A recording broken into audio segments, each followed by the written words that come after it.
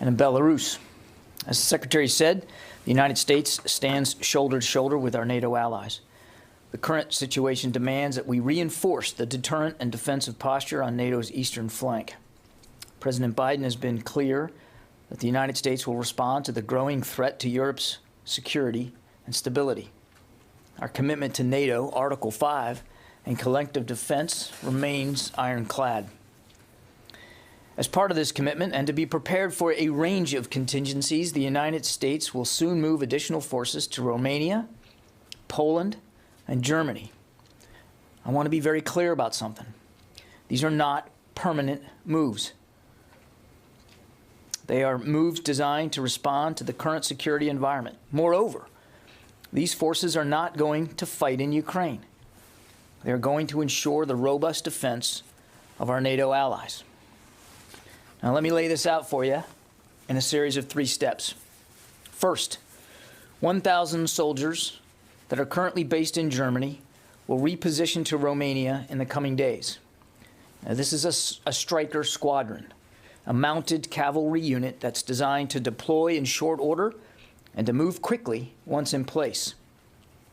And they will augment the some 900 U.S. forces that are currently in Romania.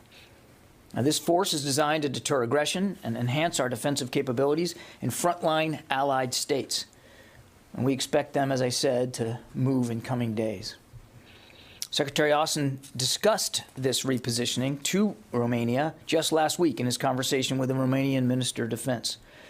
And again, I want to stress that this move is coming at the express invitation of the Romanian government. Additionally, we welcome French President Macron's announcement that France intends to deploy forces to Romania under NATO command, which Secretary Austin discussed with the French Defense Minister, Florence Parly, just last week. The United States will continue to consult and coordinate with France and all our allies to ensure that we complement each other in our respective deployments. And of course, we're going to continue to work through NATO to make appropriate defensive and non-escalatory force posture alignments. Second, we are moving an additional force of about approximately 2,000 troops from the United States to Europe in the next few days. The 82nd Airborne Division is deploying components of an infantry brigade combat team and key enablers to Poland, and the 18th Airborne Corps is moving a joint task force capable headquarters to Germany. Now, both of them, as you know, are based in Fort Bragg, North Carolina. Collectively, this force is trained and equipped for a variety of missions to deter aggression and to reassure and to defend our allies. Not surprisingly, we work very closely with our Polish and German allies to set the stage for these movements, and we absolutely appreciate their support. Again, these are not permanent moves. They respond to current conditions. We will adjust our posture as those conditions evolve. Third, and finally, all of these forces are separate and in addition to the 8,500 personnel in the United States on heightened alert posture that I announced last week. Those 8,500 are not currently being deployed, but remain ready to move if called for the NATO response force or as needed for other contingencies as directed by the Secretary or by President Biden. We continue to review our force posture and the situation in Europe, and we will make adjustments as the situation warrants. I also want to take this opportunity to correct some misconceptions around last week's announcement. NATO as an organization does not have veto power over U.S. Troop deployments, and media reports to the contrary represent a mischaracterization of that. Nothing precludes the United States from making its own decisions on force movements, including those forces that are being placed on heightened readiness. That said, any movement of U.S. forces involves consultation with the host nation, as we have done with Romania and Poland and Germany prior to today's announcements. And we're mindful of the competing needs of operational security and our obligation to be transparent, and we'll provide you additional information on these and other movements as available and as appropriate. As we have long said, we are continuously reviewing our posture, so there may soon be additional posture decisions to announce, including movements that are part of ongoing military exercises. This is not the sum total of the deterrence actions we will take or those to reassure our allies. I think it won't surprise you, we take a theater-wide approach to deterrence and defense, and we welcome the additional announcements by Spain, Denmark, the UK, and the Netherlands of their consideration to deploy additional forces to reinforce NATO's eastern flank. The United States has robust capabilities distributed across Europe, including in the Baltic region, and we will continue to assess needs in that area in cooperation with the relevant allies and, of course, the full NATO alliance. We stand united. We have said that repeatedly. We say it again today. These movements are unmistakable signals to the world that we stand ready to reassure our NATO allies and deter and defend against any aggression. Now, as the Secretary said Friday, we do not know if Russia has made a final decision to further invade Ukraine, but it clearly has that capability. The Department of Defense will continue to support diplomatic efforts led by the White House and the State Department to press for resolution. We do not believe conflict is inevitable. The United States, in lockstep with our allies and partners, has offered Russia a path to de-escalate. But we will take all prudent measures to assure our own security and that of our allies. Now, finally, just one note. I note that in the past few hours, a proposal made by the United States leaked to a European news outlet. We did not make this document public. But now that it is, it confirms to the entire world what we have always been saying. There is no daylight between our public statements and our private discussions. NATO and its partners are unified in their resolve and open to constructive and serious diplomacy. The United States has gone the extra mile to find a diplomatic solution. And if Russia actually wants to negotiate a solution, as it claims it does, this document certainly makes clear that there is a path forward to do so. And with that, we'll take questions, starting with you, Lita.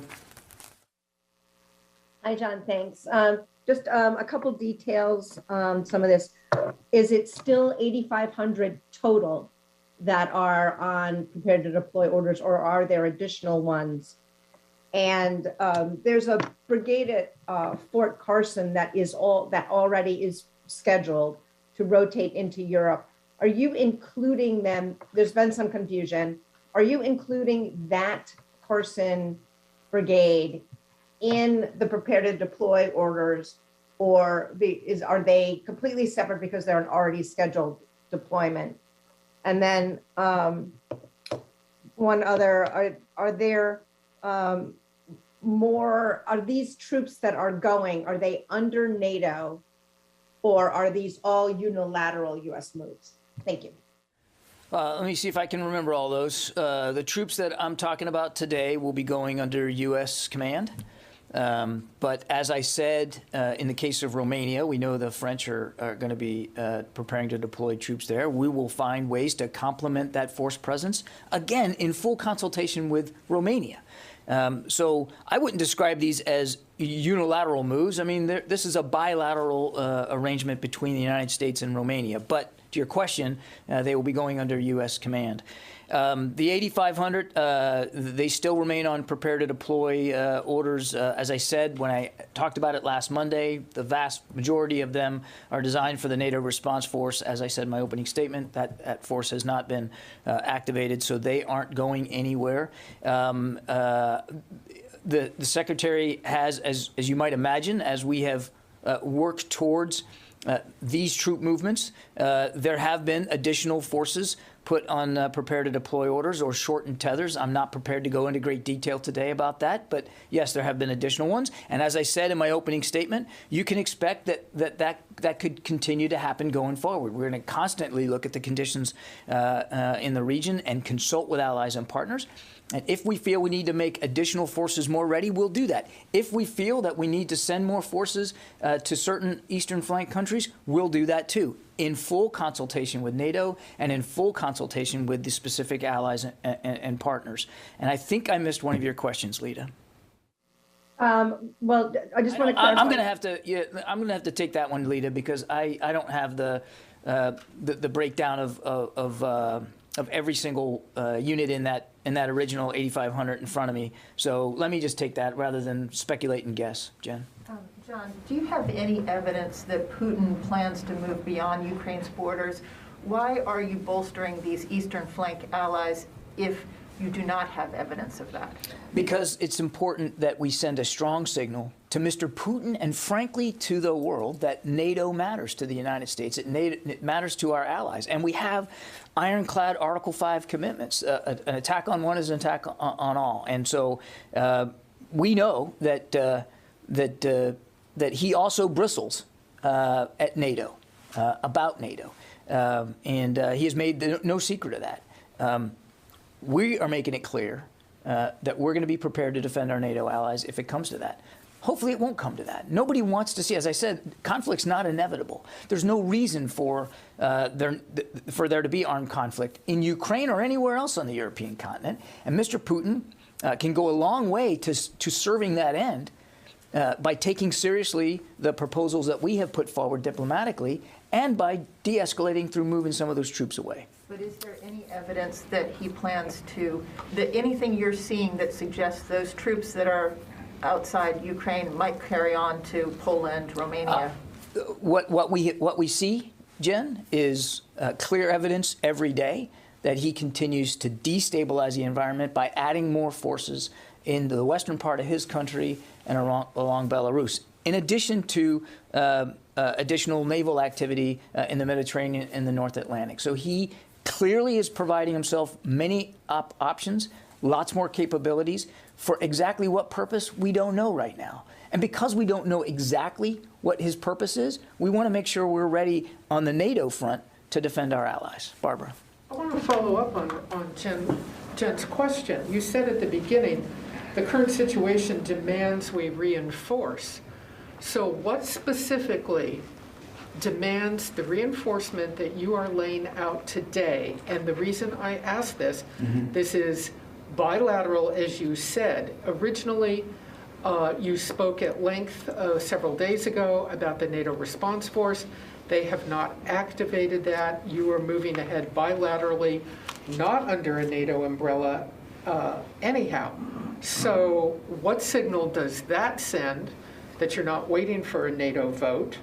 And what is the current situation that demands this reinforcement outside of Russia, outside of Ukraine? I don't think I heard a specific answer. I think the signal it sends that we're moving additional U.S. forces into Allied territory at the request and with the invitation of those countries is that we take our NATO commitments very, very seriously. And I put that right in the opening statement.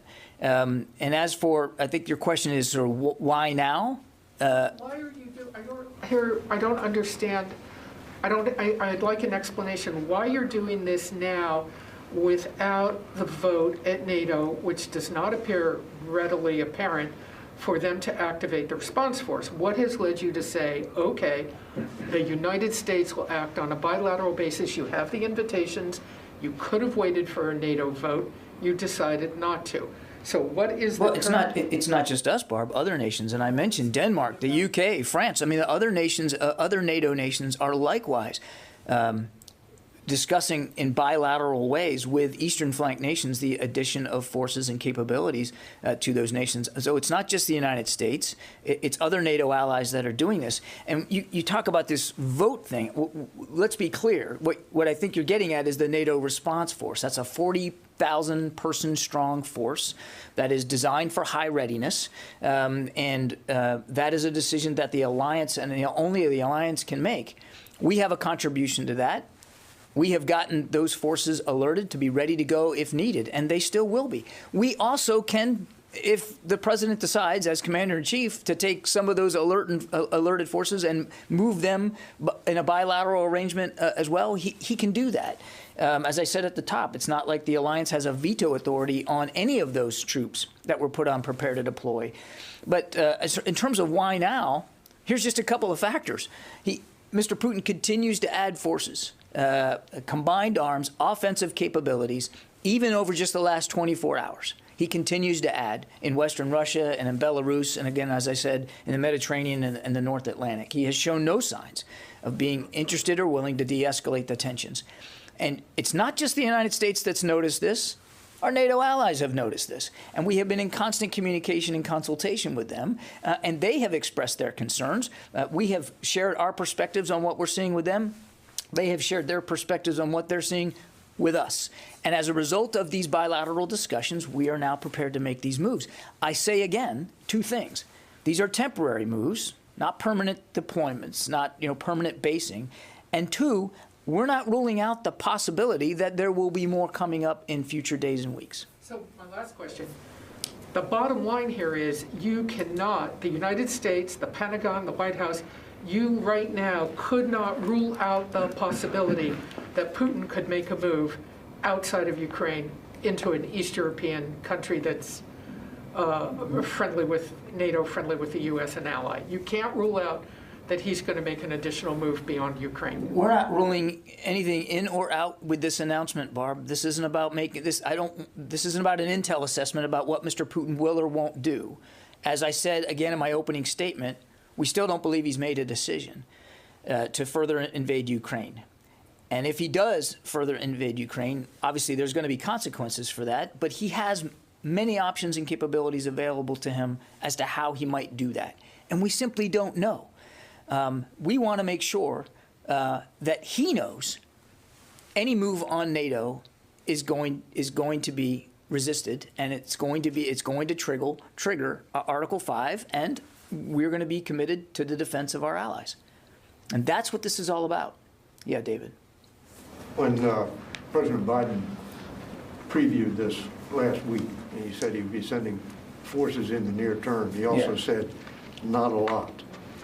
Do you consider 3,000 not a lot, and how does 1,000 troops, infantry troops, stop the kind of force that you've been describing that Russia has been amassing in Western Russia and Belarus? We think that these orders that the Secretary is giving today are very much in keeping with the President's comments.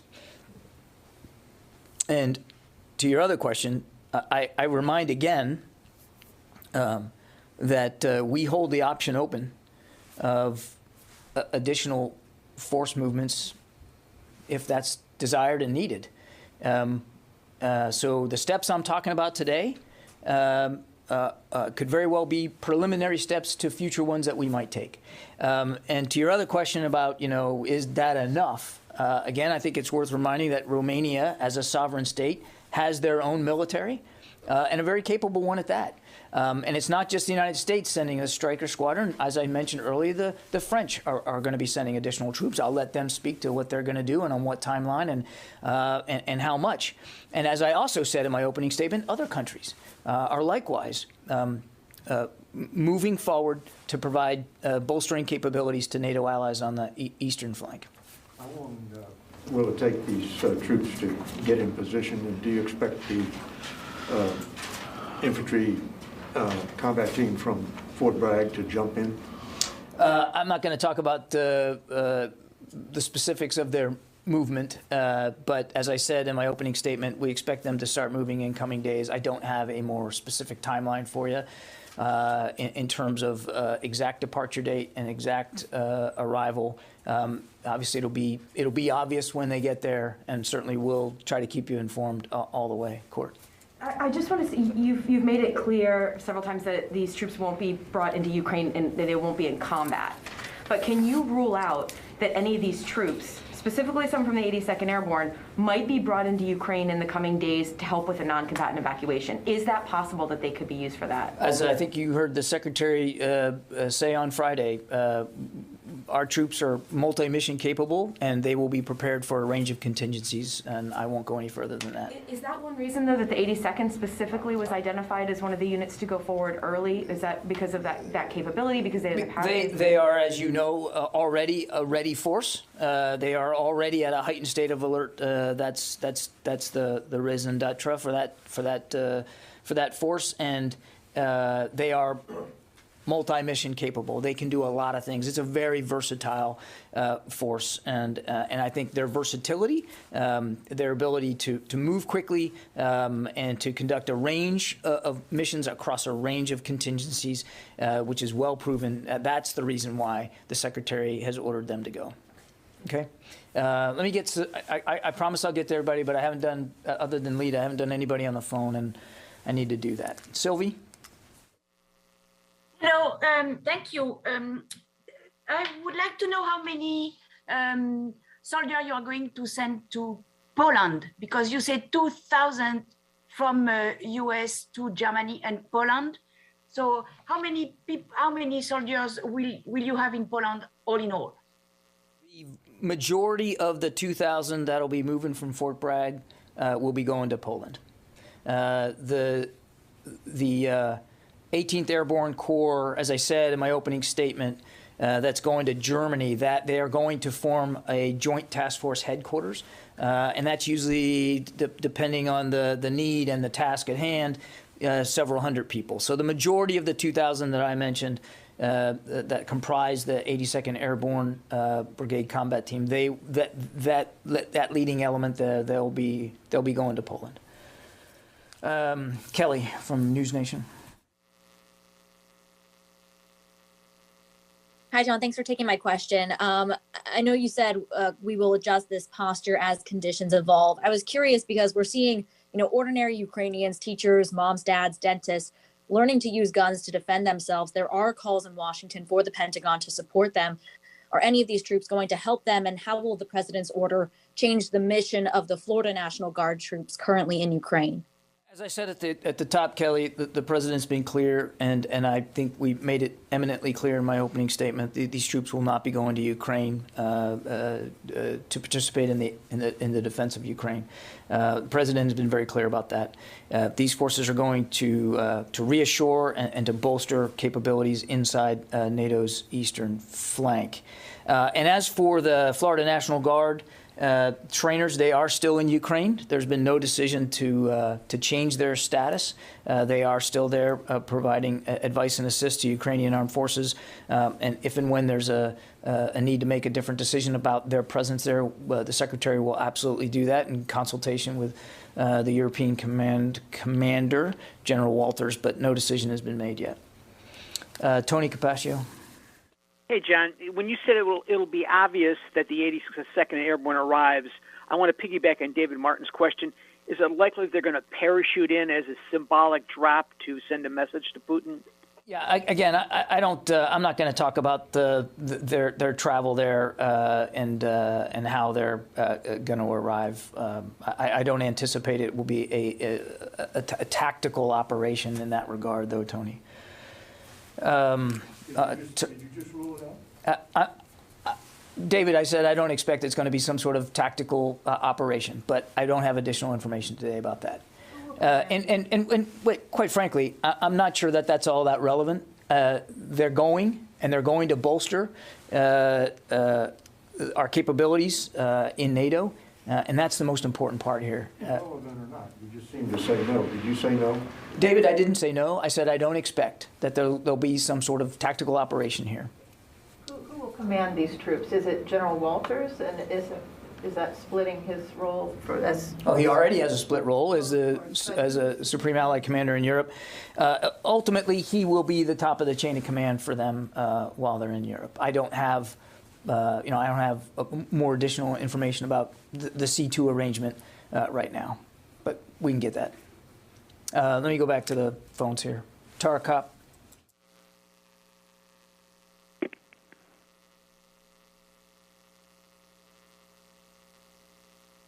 Nothing heard. Carla Babb. Hey, thanks for doing this. Sorry, John. I'm on. I didn't mute myself. Unmute myself. Can you talk about whatever additional airlift capacity might be needed to shift these troops, and what role Air Mobility Command would play in this? I don't have specifics on the airlift here, Tara. Obviously, this is a reasonable amount of forces that Air Mobility Command will be able to transport. I don't foresee there a need for some sort of surge of airlift activity to get these folks over there. Go ahead, Carla. Hey, thanks for doing this, John. Most of my questions were answered. So I just need a couple of clarifications. The 8,500 forces that now remain on heightened readiness. So that means that 2,000 additional troops were put on readiness. Where are those people located?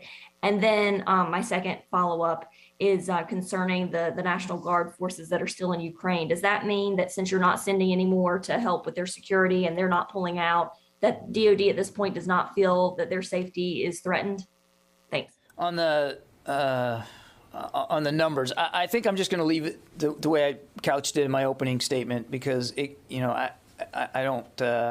There's really no changes here. As I said, the 8,500 are still on prepare to deploy orders. They have not been activated. We have, as you clearly know now, activated others to move them as a U.S. decision. So and as I said, I think earlier to Sylvie's question, there are additional, in addition to the 8,500, yes, the Secretary has put on prepare to deploy additional U.S. forces. I'm not prepared to go into detail about that today. When and if we are able to speak to future movements, we will speak to future movements. We will be as transparent with you as we possibly can, but we're also going to need to be, as you might understand, a little careful with the amount of detail that we put out there ahead of time. So we'll do the best we can to be transparent with you. On the National Guard, again, no change to their presence or posture in Ukraine. As I've said many times, the Secretary takes their safety and their security to be a paramount concern. We are in constant communication with European Command about their presence, what they're doing, and if and when the Secretary believes that it is the appropriate time for them to leave, if it's sooner than their deployment is up, then he'll make that decision. And again, we'll let you know. But right now, they're still there, still providing training, advice, and assistance to the Ukrainian armed forces. Helene Cooper. Hey, Kirby, thanks for doing this. I'm still trying to figure out I'm still a little bit stuck on the numbers. You said that you're not ruling out possible additional troops to being deployed to Europe. Are you saying that would be in addition to the 8,500 who are on higher alert? Exactly what I'm saying. The vast majority of the 8,500 are designed for the NATO response force. That response force has not been activated, as I mentioned in the opening. But we are not ruling out the possibility that there will be other U.S. moves inside Europe. In other words, just like we're moving the Stryker Squadron from Germany to Romania, there could be other movements inside Europe, intra-theater moves that we would speak to. We're not ruling that out. We're also not ruling out the possibility that additional forces from the United States could deploy to Europe. All we can speak to today are the troops that we've announced. And as decisions get made, if there's a need, as I said in my opening, we're constantly looking at the conditions there. If we believe the conditions warrant, if we believe consultations with the allies also would demand additional U.S. force capability, we'll entertain those discussions and we'll make those decisions and we'll announce them. Louis Martinez. You're on higher alert right now? Sorry, Helene, I cut you off, I think. Are there additional troops in the U.S. who are on higher alert right now? Paul McCleary. I'm sorry, Louis Martinez. Hey, John. Question is about your comments earlier saying that NATO matters. You're saying that these troops are going under unilateral U.S. control, that this is a U.S. mission.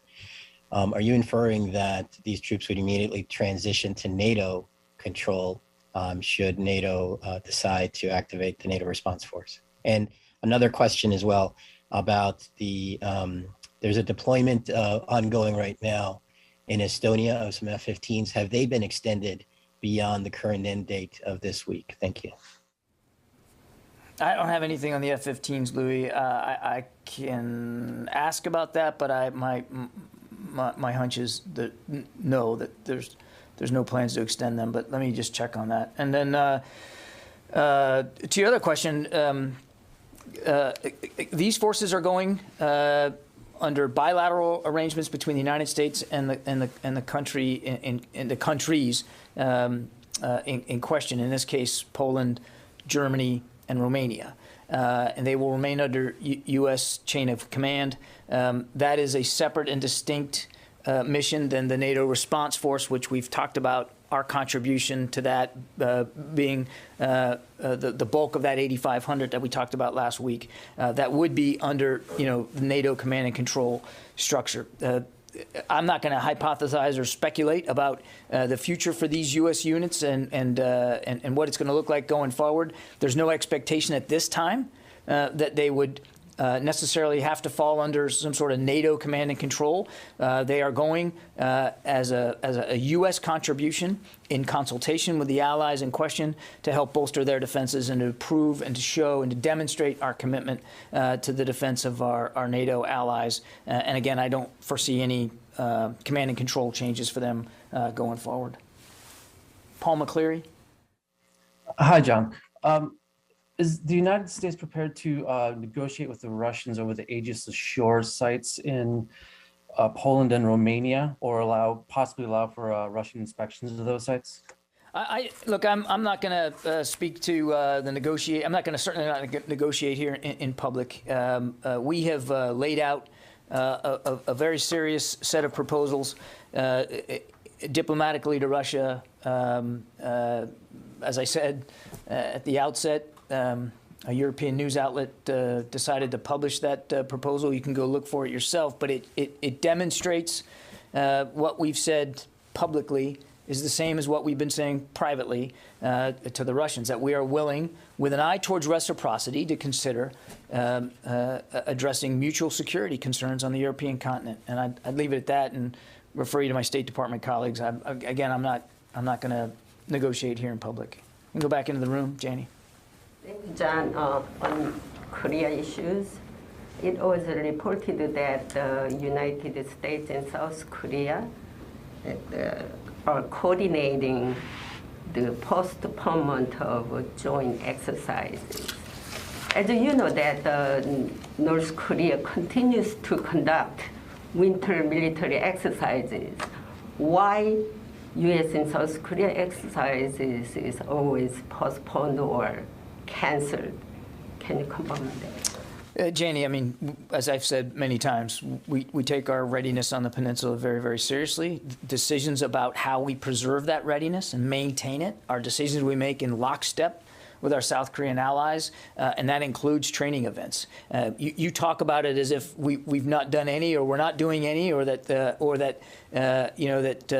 we're not taking training seriously. That is not the case. But as we do anywhere in the world, we do the same in Korea. We constantly evaluate and review our training exercises, our training events, training and education, and adapt it as conditions warrant. And that's no different than what you're seeing on the Korean Peninsula. Pierre. One question, please. Sure. And South Koreans want additional THAAD missile deployment in the Korea to defend against the North Koreans' missile threat. Of course, China didn't want this. Are you considering this? We are constantly consulting with our South Korean allies about readiness and capabilities. I have no announcements on missile defense systems to make today. Pierre. Thank you. If I may take you back to the readout of the call of Secretary Austin with the Crown Prince of the United Arab Emirates. Yeah. There is an announcement, in fact, in the readout that a USS Cole will be deployed, and also fifth-generation fighters aircraft sent to United Arab Emirates. Can you talk a little bit with some details about what is the mission? What are we trying to achieve? What is also some details about what they will be doing? Pierre, I think it's very much in keeping with what we've said just in the last few days as we've seen attacks on Al Dhafra. We take our defense relationship very seriously with the Emiratis. We recognize the threats that they are under in a very real way, and some of the things that the Secretary discussed yesterday, and you saw in our readout with his counterpart, is that we want to add to their ability to help defend themselves and to demonstrate clearly and tangibly our commitment to this important partnership. And so these are two tangible ways in which we believe we can help the Emiratis deal with these very serious threats. Again, we're not going to rule out additional steps. As I said yesterday, we're constantly looking at this to make sure that we're best postured to help defend our interests and the interests of our partners. And the Emiratis are a terrific, strong partner in the region. Jen.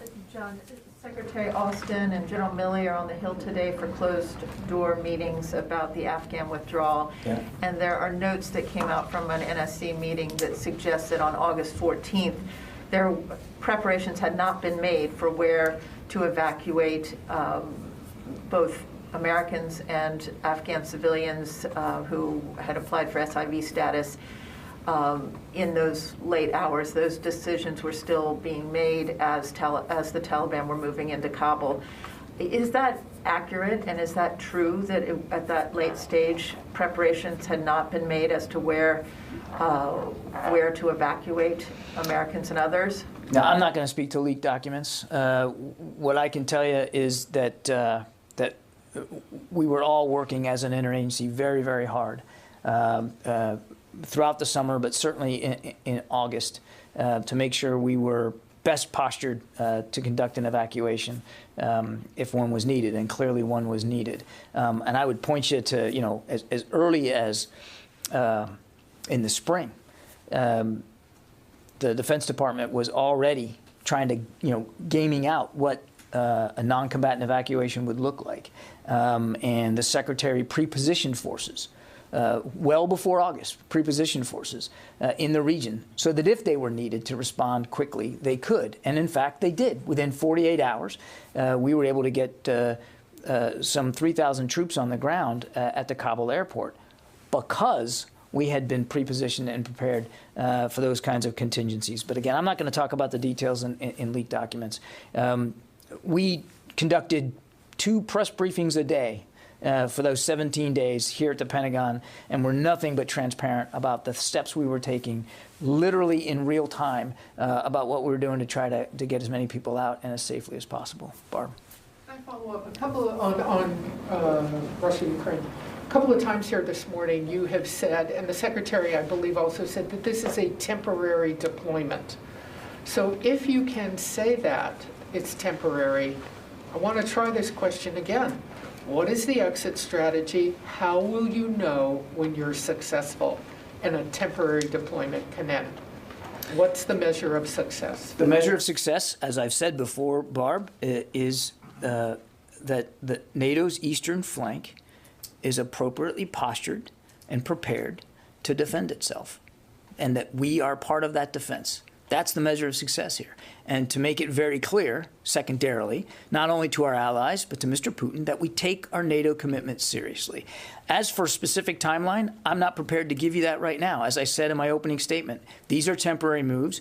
We will constantly evaluate the conditions there on the continent to determine how long they need to be. But they are not meant to be permanent. And as we are able to redeploy, in other words, to remove those troops or send them to different places, perhaps back to their home stations, we'll obviously let you guys know. Let's see. I got a few more. Phil Stort. Thanks. Real quick, you mentioned that you hope the situation in Europe doesn't get to the point where you need to use these forces. But I'd like you to talk a little bit about your concerns about spillover. Is there a risk that this conflict or any conflict between Russia and Ukraine could have spillover in countries that are under the NATO umbrella, and if not, if you're not prepared to say that, then what do these deployments amount to? Thanks. Phil, I at the risk of sounding repetitive here, I mean, we've kind of been talking about this. We don't exactly know what Mr. Putin has in mind. We don't exactly know what he's going to do. And if it is another invasion, and it does end up in armed conflict, the one thing that we've learned specifically over the last 20 years is armed conflict is difficult to predict with any great specificity. what we want to make sure is that that there's a clear signal that we're not going to tolerate aggression against our NATO allies, and that's what we're doing here. I can't be perfectly predictive about how this is going to go, and it's precisely because we can't be perfectly predictive that we want to be prepared and we want to be ready. Courtney. I have one more on Afghanistan. The Axios report seems to indicate that on August 14th, there still wasn't a plan for where to send civilians, Afghan civilians, during this non-combatant evacuation, but U.S. troops were told to deploy 2 days earlier. So I guess the question is, when the U.S. troops were given their orders to deploy to Afghanistan for the non-combatant evacuation, did they know where they would be taking civilians yet? We were still working very hard. We had some temporary safe havens that we knew we could use, but we also knew that we might need more, and so there were constant discussions about doing that. And as you saw, we ended up with several, half a dozen or so, not just in the region but elsewhere. So there were very active discussions about that. Yeah. Sangman from RFA. Yes, I have a question about North Korea. Ever since North Korea launched their multiple missile launch, U.S. has been said they are looking for the additional measure to hold DPRK accountable for their missile launch. So can you tell me about the additional measure U.S. looking for? So it's a resumption of large-scale U.S. ROK joint military exercise can be one of the options as an additional measure to North Korea? Yeah, I don't know if I got everything there in the question, but again, we condemn these launches. We're monitoring them as closely as we can. We certainly call on North Korea to meet their obligations under U.S. Security Council resolutions and stop these provocations. In the meantime, here at the Department of Defense, we're going to do what we have to do to make sure our ROK U.S. alliance is as strong and as flexible and as capable as possible, and that's what our focus is on here. Heather?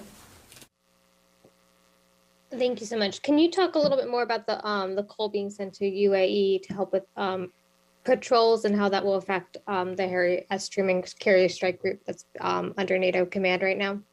The USS Cole will be making a port visit in the UAE, and then my understanding is that she will have opportunities to do some joint training with the Emirati Navy. That is not unusual. We do that almost every day in the Gulf region, and we're glad to be able to send her to that mission. It won't have any practical or tangible effect on what the USS Harry S. Truman and the rest of the strike group is doing right now in the Mediterranean. J.J. Green.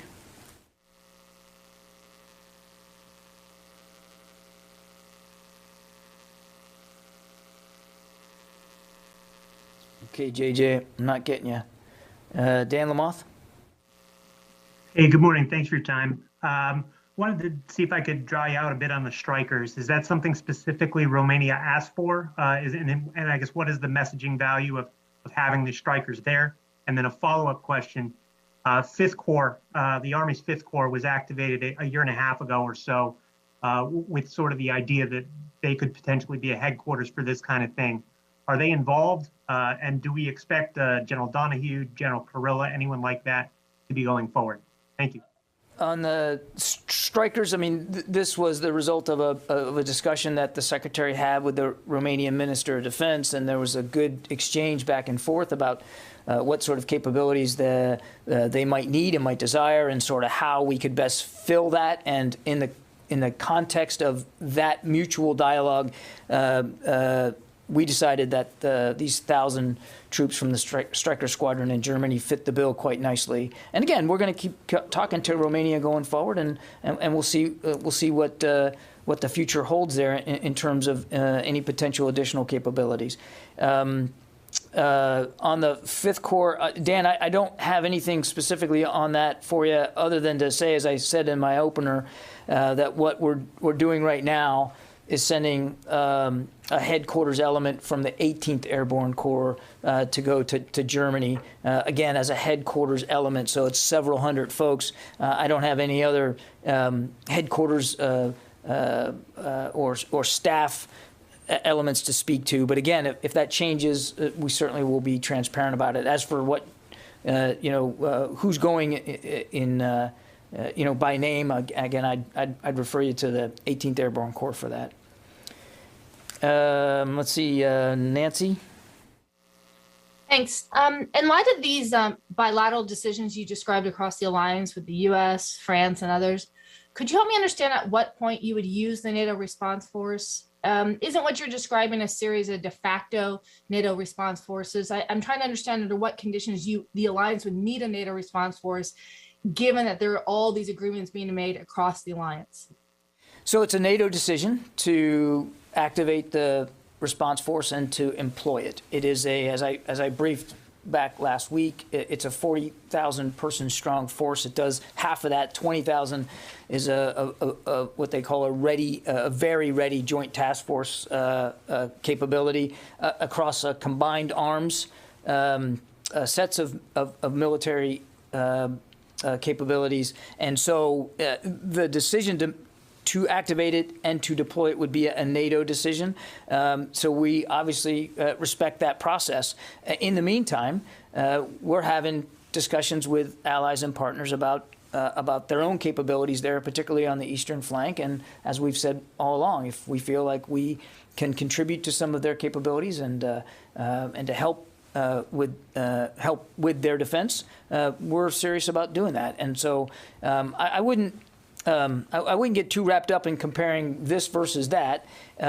We're sending forces and units that we have worked out in a bilateral way with these countries to meet their needs and to demonstrate our resolve to the defense of NATO's eastern flank. The readiness, the NRF, the NATO Readiness Force, I mean, that also is multi-mission, multi-capable, and very flexible. But again, the decision to employ that would really be one for the alliance to make. And as I said earlier, it's not like NATO has veto power over our ability to unilaterally send troops in a bilateral arrangement with allies. And so some of the forces that are designated for the response force, they have not been activated. But if there comes a time where we might want to employ some of them as well in a more bilateral relationship, we're certainly not going to close that option off to the Secretary or to the President.